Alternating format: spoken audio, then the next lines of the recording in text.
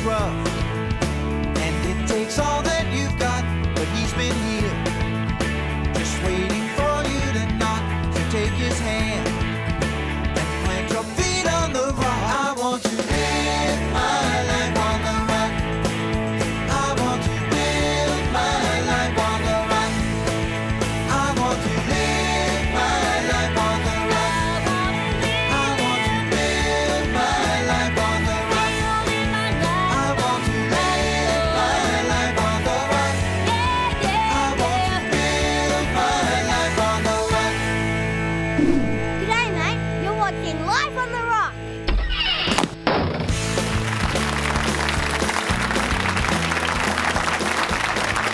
Hi, welcome to Life on the Rock, and tonight our guest is Kathleen Dunn. She comes all the way from Canada and shares with us tonight her music and her pro-life message. She's only 20, but very active in the pro-life movement and helping other young people to fight for the cause for life. Good to see you, Doug. You too, Father. Yeah, Kathleen has done a lot in her young life. She has. But Doug, you've got some new news for us. Yeah, we got a new DVD that has just come out, The Dreams of St. Don Bosco. For many years I've been telling The Dreams of Don Bosco is a storytelling sort of situation. We've had an audio CD out for many years, and we finally have a DVD out now. It's a 30-minute DVD, and it's just coming out, in fact, this weekend. So if anybody's interested, they can check out radixguys.com, radixguys.com. And you'll see it. We got a trailer that's going up this weekend, so people will get a chance to check it out, and they can bring it into their classrooms. They can use it in CCD settings, RCIA programs, youth groups, you name it. It's dramatic storytelling, and I know we're looking at the possibility of getting a trailer on here in the next couple weeks or so, but I wanted to at least make mention of it right now. Oh, they're throwing something up right now. Oh, see, they're on YouTube. Aha! The Doug Barry Radix channel. Ooh. There you go. There he is, Don Bosco. That's an authentic picture of him. He died in 1888. A lot of people don't know that. Was that being you makeup? In costume? Yeah. No. But he died in 1888, and he's the patron saint of young people, which is very fitting considering World Youth Day coming up, and we are World Youth Day Central at this place, of course. Don't say but, that. Oh, but it's funny that St. Don Bosco had this amazing life where, I mean, he was a great confessor. He ran an oratory for boys. He started the Salesian Missions, which is still active in over 100 countries right now. But he's also known for dreams, these supernatural dreams that he had that were just life-changing, amazing supernatural events from God. Now, look at that, they pulled a clip out. God bless them, they're fast in there. I didn't think we were going to get to that tonight. But this is a clip from the scene. We built a set, and my son did all the work, all the video work, and all the editing. My daughter does all the music behind it. And we have 3 dreams on the first DVD, the snake and the rosary, a fiendish elephant, and the handkerchief of purity, and they're powerful stories, and so we tie those in how they relate to today's world, but it's all done in this dramatic fashion storytelling. So yeah, it's some good stuff. So I hope people check out radixguys.com. They can have access to it there. All right, and speaking of acting and drama, we have Max Espinoza on the phone. If you remember, we talked to Max about his acting studio, Hollywood, and we've got him back to talk about what's going on there in Hollywood at Hollywood. So, Max, are you there? Well done, Father. Yes, Father. How are you, Father Mark and Doug? How are you guys? Good, Max. Good to hear your voice again. Yeah, well, it's been a long time. We missed you guys already here. And it was really nice to be in your show not too long ago. And what do you have going on this summer? Well, Father, things are going really well right now. A lot of people, including lots of professionals in the movie and entertainment industry, are really impressed with this new concept that Hollywood Acting Studio has to bring. The summer program started last Sunday on June 12th, we started. That was on Pentecost Day.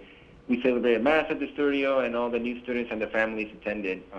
Every student seemed to be very excited about starting an acting program that not only teaches how to be an excellent in acting, but also provides the tools necessary to have a strong confidence in themselves, to be leaders like Jesus and great role models, and to rediscover the beauty that God gave to each one of them. So it's going really well. We have 13 students so far. Things are going amazing. The teachers are loving it. Most of them tell me this is my dream job. This is what I've wanted all my life. Because it's really hard to live your faith and be an actor at the same time, or teach acting at the same time. So yeah, it's a dream come true for us. And we've only got about a minute, Max, but could you tell us about what you have this upcoming school year? Yeah, sure, Father. You know, we're very excited to start the year program. We start on the day of the Immaculate Conception of Our Lady on September 8th. The year program will be very exciting. It will educate, teach, develop, and train their acting skills, providing the tools for the future talent in a more lengthy and profound way than the summer program. We will have bigger staff and more acting coaches that will constantly push the future actor to expand his abilities and become the best actor or actress there is. They'll be able to compete with the best and be better than the best because they will be much more equipped. If you, Father, or whoever's listening, have a passion for acting, I encourage you to email the director of admissions of Hollywood Acting Studio. His email is Michael@Hollywood Acting Studio, and let him know if if you're interested in becoming an actor, and he will walk you through the steps of applications to join Hollywood Acting Studio. So, like I talked last time in your program, we have 4 pillars: acting, of course, all the major acting classes, as well as leadership, personal growth and development, and health and fitness. All these last 3 are the foundation for the actor, and we include the acting program, which are most of our classes. So things are going really well. All right. Well, thank you so much, Max, and that's such an important work. The media needs you. We need to have a Catholic presence out there in film and in acting. So thank you. Now we want to be sure to remind you, don't forget that Life on the Rock is World Youth Day Central.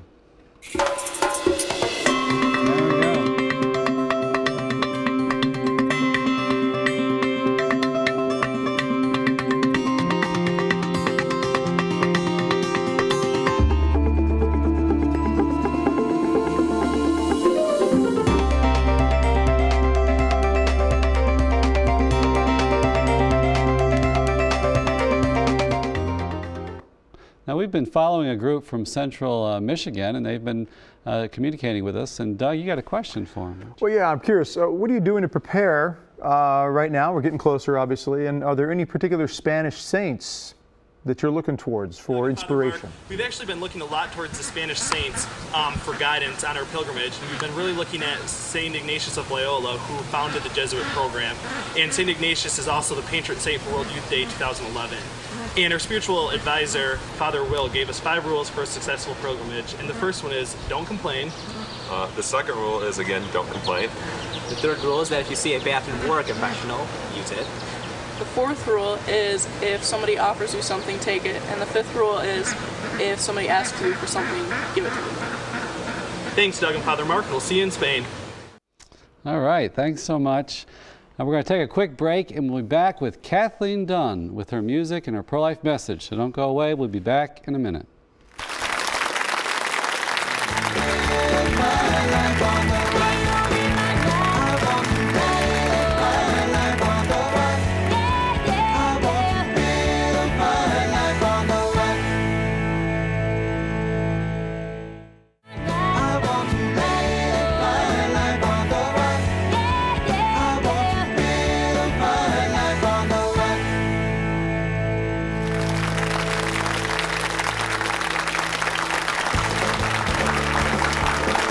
We're back. Ladies and gentlemen, back. Welcome to the Rock House, high in the mountains, hidden from the enemies of truth as we continue to forge ahead with the mission of saving souls, all for the glory of God. Right, Father? How'd that sound? Good? That's good. You're getting better, smoother.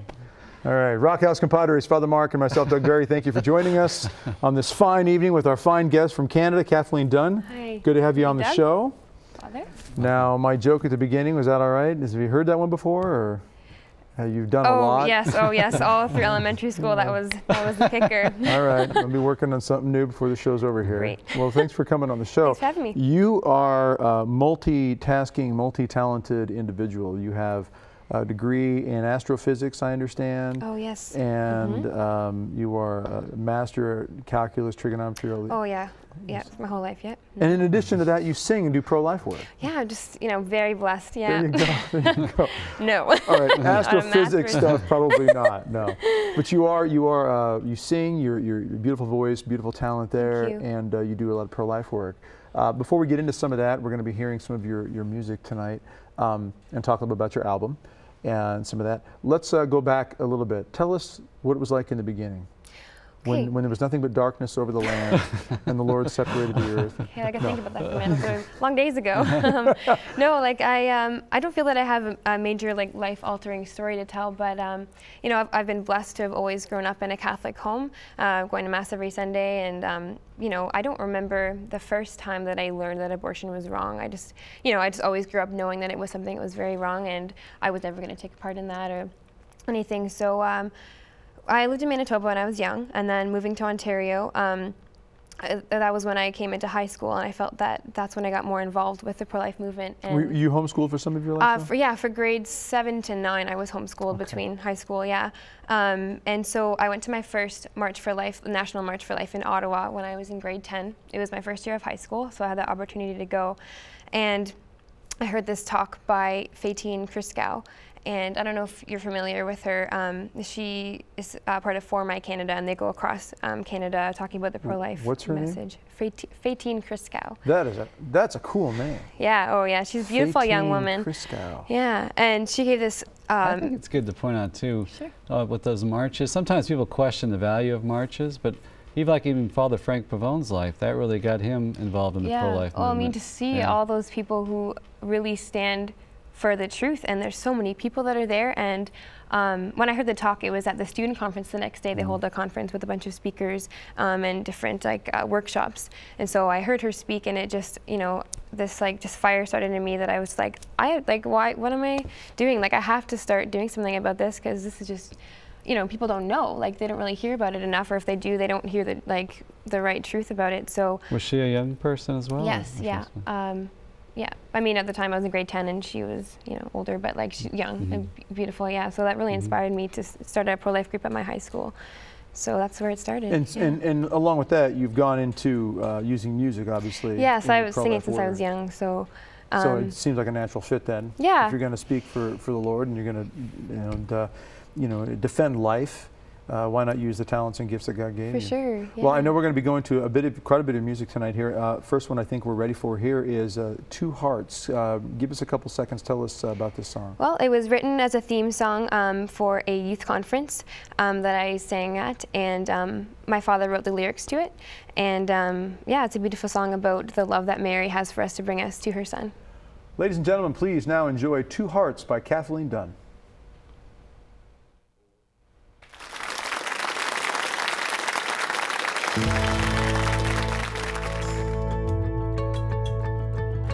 A message from the angel said that you would be the one.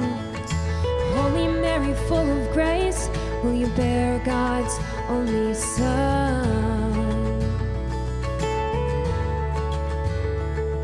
Her immaculate heart said yes, though she didn't understand. The Sacred Heart began to be God's salvation plan.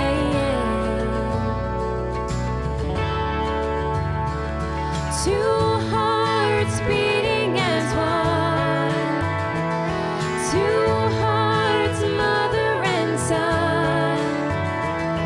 Two hearts entwined in love. Live in me, oh come, live in me, oh come.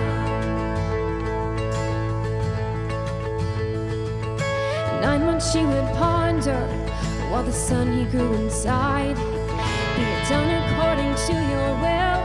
The gates of heaven open wide, open wide. Yes, it's such a simple word, but when it comes to pain, the sufferings that we endure will dissolve like drops of rain.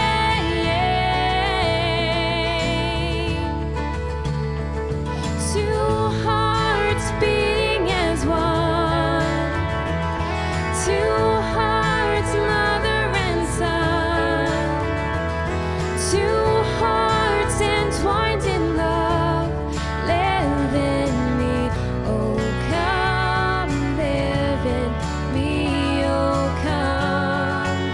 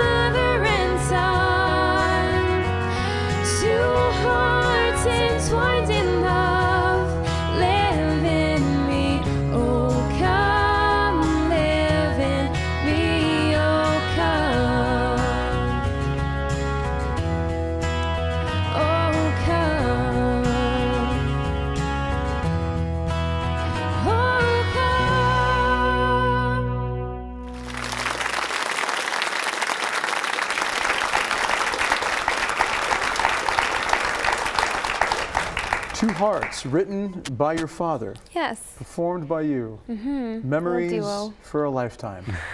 I mean, that's awesome stuff. I mean, we just came back on it. Yeah, that was Mr. Kevin Dunn there, ladies and gentlemen. Yeah, well written. Nice job, Kevin. Great job. Must be very proud seeing her up here now. Very proud. Yeah, absolutely. Yeah. So you get compared sometimes to another, in addition to you, another famous singer out there.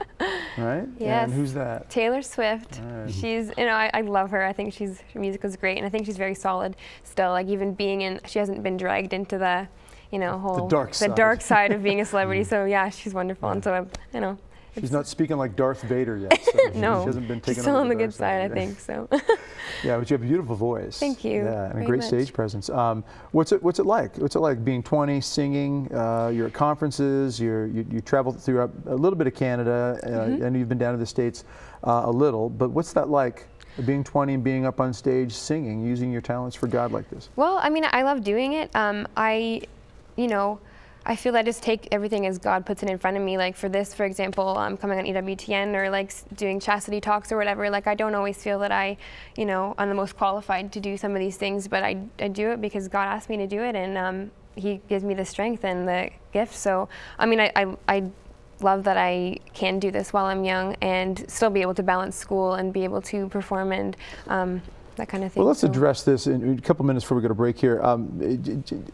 That God asked you to do it. This is something I know for a lot of people. There's that struggle, that discernment. How do I know? How do I know? How do I know?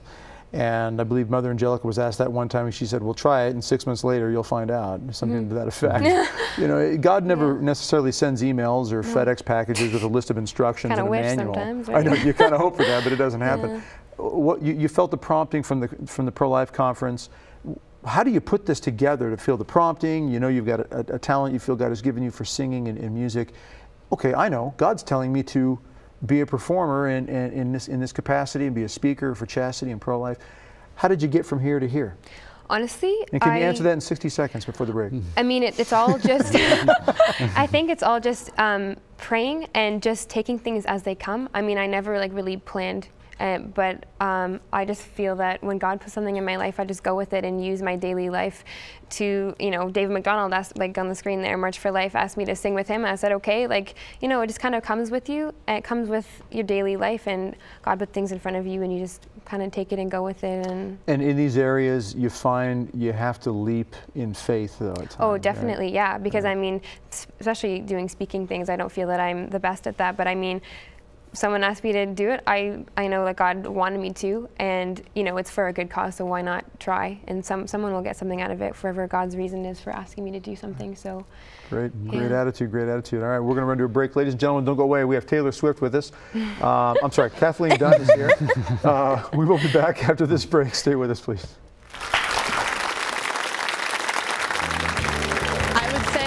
Think about the child inside your womb. It is a human, and you are strong enough to have this child, and there is support for you out there.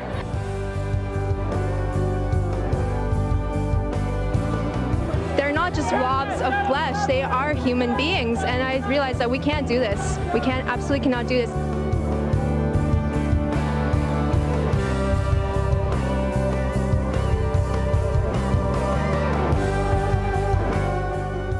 My own birth parents were not in a position to take care of me, and it's really scary when they had the choice living in Canada to abort me, and even though they didn't choose to abort me, there was that choice. It was available to them. They could have done that.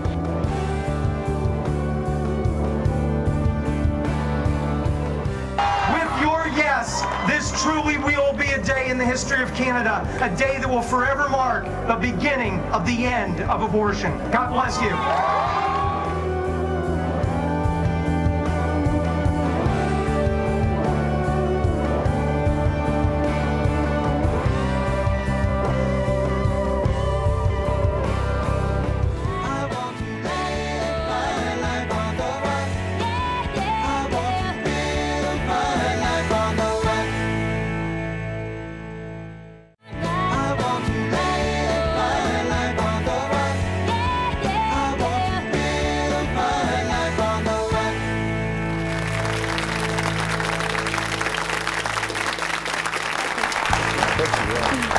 We're back, ladies and gentlemen. You are in the Rock House. Best place you can be right now and most always.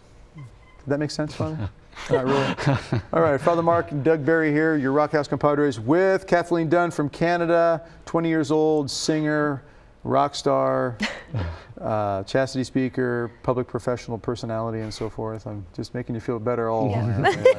You're doing, keep coming. Yeah, this is you have a great talent. You really do. Thank you. And what I'm very inspired by is the fact that you were inspired by something at a conference and just did something with it. You know, it makes me think about a young boy years ago who was instrumental in helping to pass some labor laws, coincidentally, in Canada.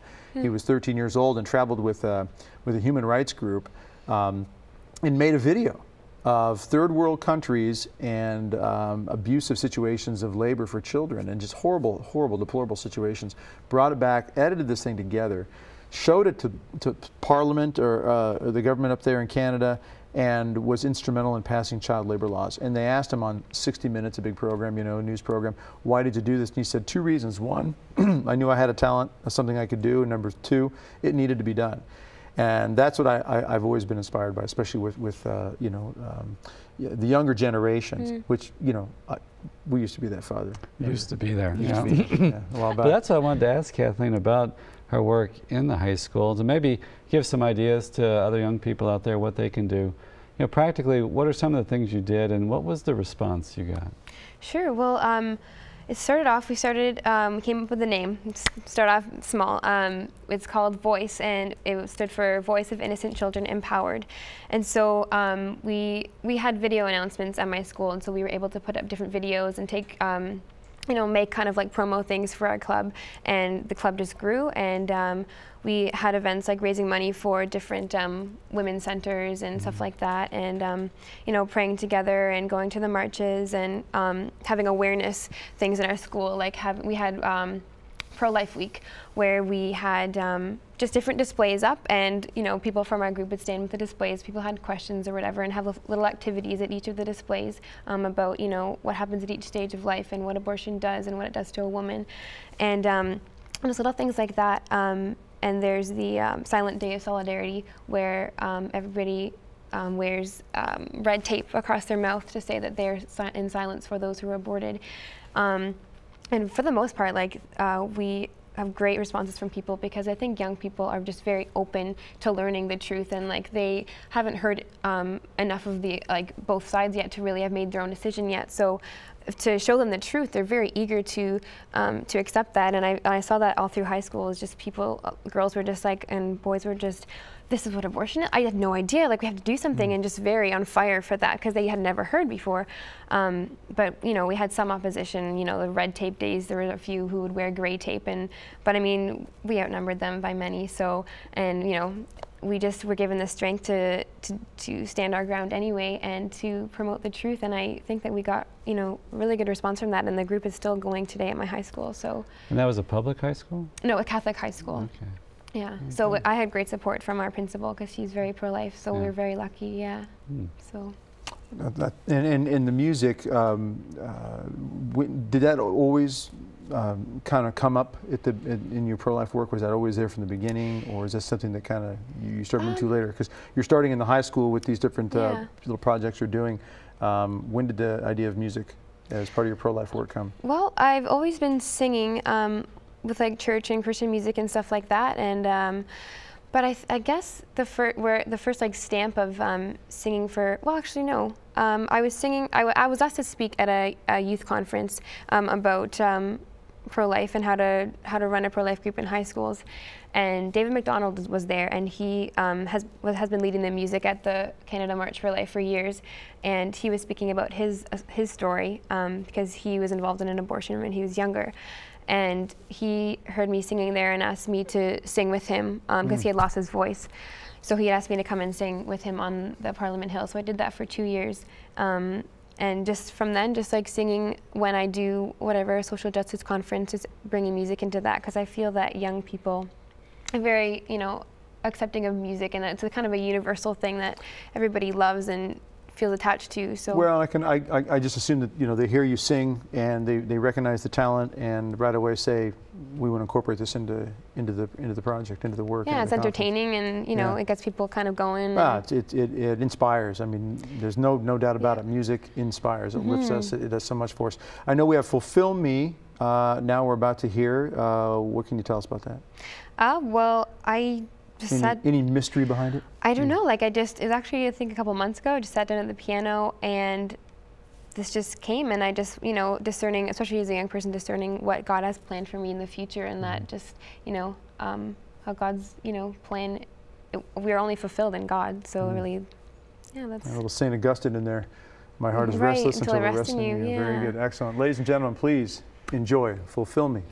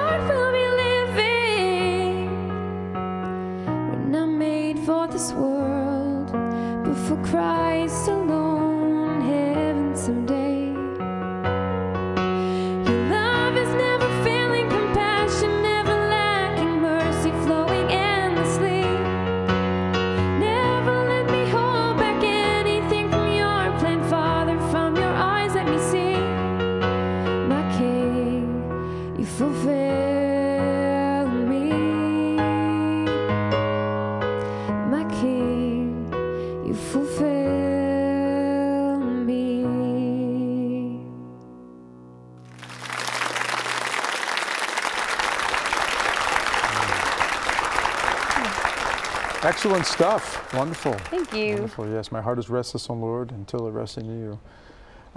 Tell us a little bit about your view on the importance of using media in today's world. I mean, it's massive. It's a machine out there. Well, I mean, I think that you know, it gets people especially older generation. Sorry, anyone, but they. You know, why did she look at you when she said that? Sorry, and she glanced. Because you said earlier that you weren't. Anyway, the internet and that kind of gets a lot of flack for, you know, lack of personal communication and that kind of stuff, and which is true. And there's a lot of negative things towards internet and the media. But I think it's, oh my gosh, that's a massive blessing and like amazing way to spread our faith and to learn about it, because you can search up Vatican documents, you can search up videos about, you know, what it means to be pro-life, quick videos, commercials about this and that, and like different companies, and you know, everything about our faith is online now, and like it's such a great way to learn about what's going on in the world today. And I think especially as young people, because we're always on Facebook, we're always on Twitter, whatever. have our blogs and stuff like that. So, instead of posting some stupid video about a cat, like cute little thing, whatever I was watching on the way here, but it's funny. But it's like I could have, used that opportunity to post a status or a video or an article about what it means to be pro-life, about what the church teaches on same-sex attraction or whatever. I think that it's people, we spend hours and hours on the internet, and people are going to be looking at it. And I know that I've posted things in recently about what the church says about same-sex attraction, and it was a great article about what the popes were or the bishops said an article about how we are to approach people with same-sex attraction, and that was the Canadian bishops. Yeah, and that we love them and accept them, but we don't agree with how you live, but we are willing to accept you so you can learn and everything. And it was a beautiful article from LifeSite News. I don't know if you're familiar with them, but they have great articles. So I didn't even think twice. I was like, oh, beautiful, great article. Just click share at the bottom, and next thing I knew, I woke up in the morning and I had a lot of hate from people I went to high school with. On that article, just saying that I was a homophobe and just personal attacks, and it was pretty upsetting. But I really feel that God gave me the strength to I'm okay with the fact that I put it up. I don't regret it. I just feel sorry that they're hurt by that. But I mean, it's opened up opportunities for discussion with them and for them to learn why the Catholic Church believes what it does on same-sex attraction, even though it's, seems to be such a widespread norm now. And that all comes from just you deciding to take something that was written by the bishops and just share it. Yeah, and now it's got, like 50-some comments, not so positive, but it's the power of it, there's no question. We had a gentleman on the show not too long ago, Seth DeMoore, who told us that, while Google is the #1 search engine, the second most powerful search engine out there, most commonly used, is YouTube. Oh yeah, YouTube is, it's incredible what we can do. Anyone can use it and post whatever. The March for Life videos that we made to promote the March for Life, just little updates and clips of the 3 days of the March for Life that I hosted with my dad's company, Dunn Media, for Campaign Life Coalition. Everyone who, if couldn't be able to attend the march or whatever, could check up on what the March for Life was happening, how many people were there, what was going on. And well, this, the modern media and what we can do with these things today is incredible, because what you're showing and what EWTN has shown, and others, many others out there, is that you can take a talent, whether it's your talent of your voice, your singing, your music, video work. Everybody has the access to a decent camera. You can shoot it, you can edit it on your computer at home, you can post it, and you can do something powerful with it. For free, really. Exactly. We can burn our own CDs and DVDs out of our home now. We can, get printable surfaces. You name it, it can be done. And it needs to be done. We need to be doing this, ladies and gentlemen, to evangelize. We have to, because there's a lot at stake here. And, you're a good example of taking your talent and not waiting for some big record company to come along, swoop you up and do something with it, but you're just doing it on your own with what you have, the abilities you have at hand. And it's out there, ladies and gentlemen. We can all do this. We're going to run to a break here. Don't go away. We got more with Kathleen Dunn and her music and her pro-life work. Stay with us.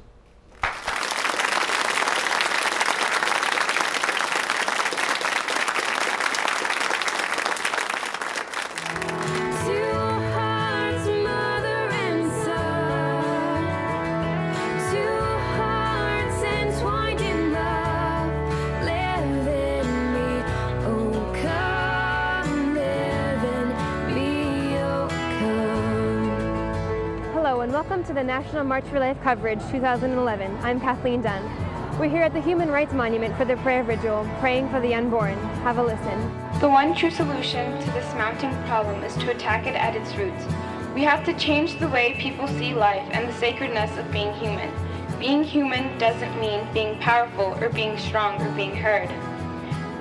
The fact that a baby is conceived means that God has a special blueprint just for them. No life is unplanned or unwanted in His eyes.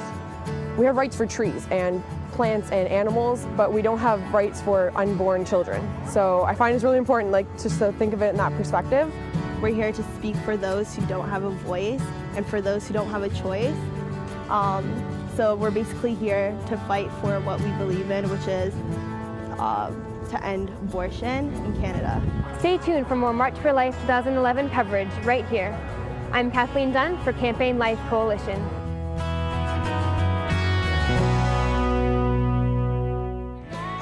want to live my life on the run. I want to live my life on the run. I want to live my life on the run. I want to live my life on the run. Signs up!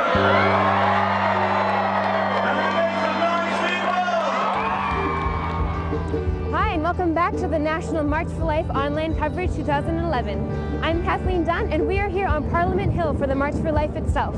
We're about an hour and a half away from the march, and we're going to walk around the hill and talk to a few people and see why they came.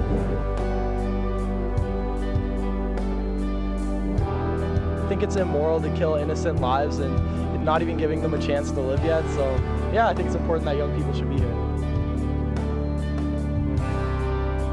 We're being misused by a lot of people in our culture today and disrespected, and so we're just coming here because we're trying to end this atrocity in Canada. What's your favorite thing about being here? My favorite thing about being here is really just like seeing all the people, and there's more and more people every year, and it's a great spirit around here.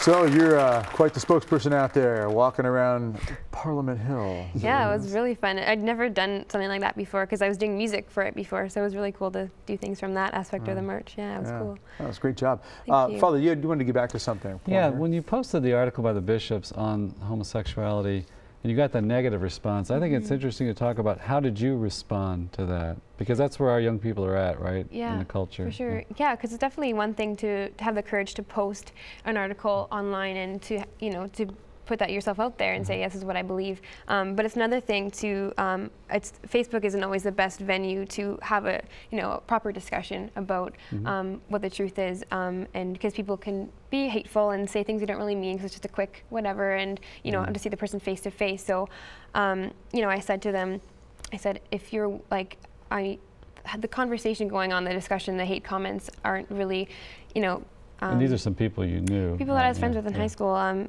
Close friends with, yeah, and they weren't really conducive. The comments they were making weren't really conducive to learning and to understanding each other. So I left it open to them. I said, if anyone's willing to have a face-to-face friendly discussion with me, we don't have to plan on winning each other over, but just to learn about each other's points of view and why we feel this way. Just, because that's why I post the article, because I want people to know what I think and what my Catholic Church teaches. So, a friendly discussion is, a better way than writing hateful comments back and forth, because that's not really going to get anyone anywhere. Did anybody take you up on that offer? Yep, one person. Unfortunately, maybe the other ones are still coming, but yeah, pray for them. Yeah, it's interesting with the social media we have. I mean, it's a great and powerful tool, but even texting. I mean, sometimes we will say things through a Facebook or through texting, and in a way hide behind it. We'll say things that are more emotionally charged. We wouldn't necessarily say it to someone's face, but we'll kind of blurt it out in a text or in a Facebook message of some sort.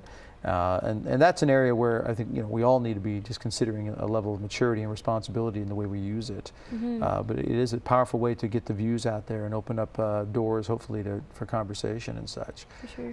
Tell us a little bit about the university then that you're at right now.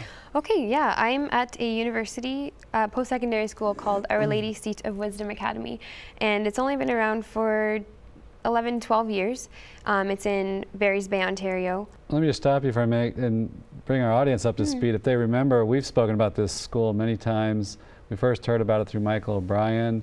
His wife and others were part of the founding families to provide inexpensive education, right? So you go to this school. Yeah, I just finished my second year there, and I'm hoping to finish with my concentration in theology. It's only a 3-year program right now, but they're hoping to go into a 4th year to get our accreditation to get your degree from the academy. So right now, if we want to finish our degree, after our 3rd year, we transfer to a school that accepts our credits, like Christendom or Steubenville or Ave Maria or Redeemer.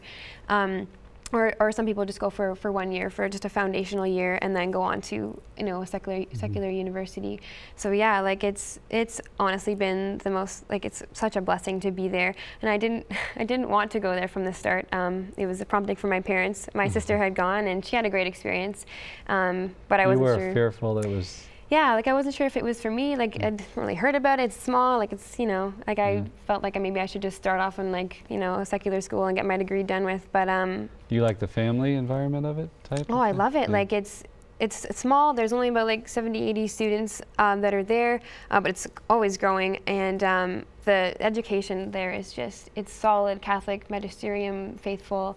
The teachers just, you know, they're so passionate about what they teach, and they just, you know, their everyday lives just like live that and breathe that, and we get to have like the one-on-one teaching, because there's not a lot of us. His classes, you know, can be maybe 3 people sometimes, you know, depending on the class. And but that's great, that kind of personal yeah, you really learn. Communication. You're not, you know, teachers aren't spread out with so many with so many of the students. And I never knew how much there was to know about our faith, like by going there. Just such a blessing. So that's excellent. Yeah. Well, I know we're going to be breaking to another song now, Our Father. Yeah, I wrote that song this year. It's kind of the secondary part of Two Hearts. It's the theme song for the conference again this year for young people, and it might be more upbeat when it's recorded, but this is, you know, my acoustic version of Our Father. So. Excellent. All right, ladies and gentlemen, please enjoy Our Father by Kathleen Dunn.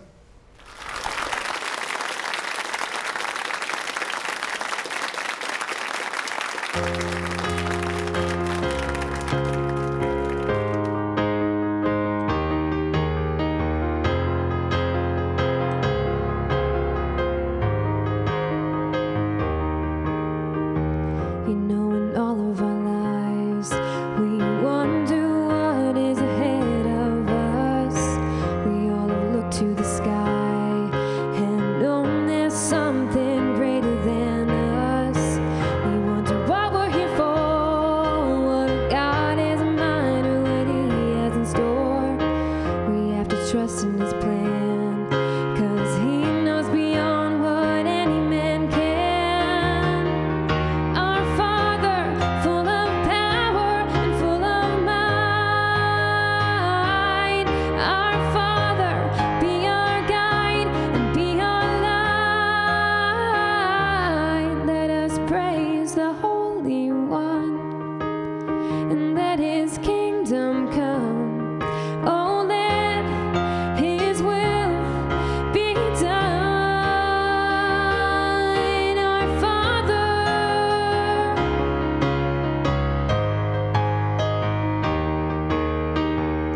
Oh, awesome is he, the one whom our souls are destined to meet. If we only trust in him, he'll sustain us, forgive us, and keep us from evil.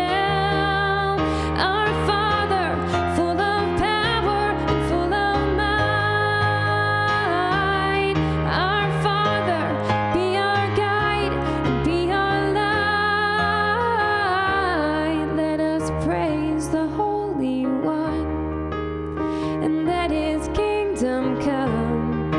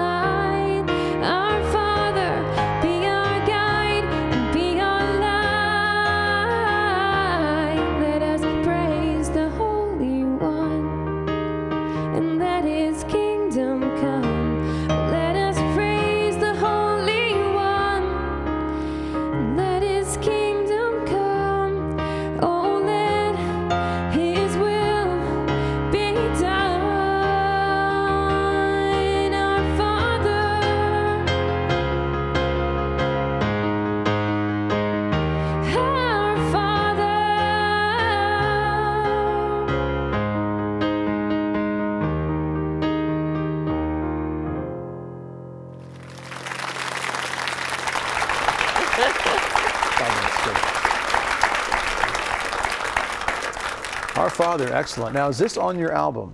No, it's not. This is just recently going to be produced, hopefully this summer. So. But you do have an album out. I do. It's called His Saving Love, and it was produced last fall, or released last fall. And it's got 2 hearts on it, and then a few other popular praise and worship songs on it. So yeah, if you want to check it out, you can go to my website, which is KathleenDunn.ca. I post some blogs on there every now and then, and there's information about my ministry and if you want to contact me or whatever. So okay, so for those out there on radio listening right now, KathleenDunn.ca. KathleenDunn.ca. Excellent. You've got a tremendous voice, tremendous talent. Thank you. And you do other things. If people want to invite you out, they can go to your website to get in contact with you for singing events, but also for speaking too. Sure, yeah. And tell us just specifically any certain topics you like to key on. I really have most experience in talking about the pro-life movement and you know, practical ways, especially for high school students, how to start a group and what to do about that. So, and I've also done chastity talks as well. So, yeah. Excellent. Okay. And is there anything, any like closing message you want to give to anybody out there? The millions and millions, the gazillions of people watching and listening, from the Pacific Rim to Australia, picking it up on shortwave, in China, hiding out. In fact, we had an email from someone in Saudi Arabia during the last World Youth Day, and they said that EWTN is this kind of secret source for their faith, because you know Catholicism, Christianity in general is pretty outlawed in some places of the world. And so this email was telling us that this is the hope that they have, and they pick it up through, it was either shortwave or through internet, but there are many people who will be listening to you right now, many young people who might have even a spark or an inkling of some sort to do something like what you're doing, what you've done, but are afraid. Because you know there's those people out there that say, well, you can't do things like this until you do this, this, and this, and you have to have a degree first before you can go out there and speak or sing or do anything. And in some areas of the world that may be the case. But that's not how God works. No. God does great things with the littlest and the humblest. I think of the children of Fatima and many other people that God has, you know, raised up to do great things for His glory. St. Francis himself, in fact, I was told by the Poor Clares down in Arizona, was only 4'11". Was he? Yeah, just a little guy. Little guy. Yeah, what are you, 6'8"? Father? I mean, towering over. But a little 4'11" priest, or I mean, sorry, Franciscan. He wasn't even a priest, and here he, powerhouse of a man affecting the world even to this day. So, what would you say? Well, I mean, I feel like I'm a prime example of not having credentials or experience, but young people we have to put ourselves out there and just take that step of posting that, you know, status that says a pro-life stat, or posting that article that you believe, or, you know, writing a blog about what the Catholic Church teaches on whatever, and just, I know that it seems that, you know, there's so much opposition and like, I can't say that because this person's going to be offended or whatever. But I mean, really, there are so many people like you, like me out there who are, you know, might be afraid and not thinking the same thing as you, that there's not someone on the same page as me. But there's so many of us Catholics out there who want to share our voice. So just do it, just go for it, and you will be supported. And even if you do get flack for it, like a lot of people do, it's all for the greater glory of God. And that doesn't matter what they think of you anyway, because God is so happy when you stand up for Him, because, you know, as we see, a lot of people don't. And just to use the social media to do that, because... Great closing thoughts there, that even if we take flack, ladies and gentlemen, we have to look to the cross, because that's what our Lord went through. Mark 13:13, Jesus says, they hated me, they're going to hate you too. So we've got to be faithful to that. Okay. Kathleen, great to have you on the show. Thank you Fantastic so much, job. You'll be in our prayers. KathleenDunn.ca, ladies and gentlemen. Father, you got some words of wisdom. Before we go out, we just want to remind everybody that on July 23rd and 24th, we're having one of our family celebrations here in Birmingham at the Birmingham Jefferson Convention Complex. And our speakers this year will be Raymond Royo, Marcus Grodi, Father Mitch Pacwa, and Father Benedict Groeschel. Those are great times for us. We get to meet you all, and it's a big boost for us to meet our audience. So the Lord be with you. And also with you. May our Heavenly Father shine His face upon you. May He give you His peace, and may Almighty God bless you, the Father and the Son and the Holy Spirit. Amen. We'll see you next week.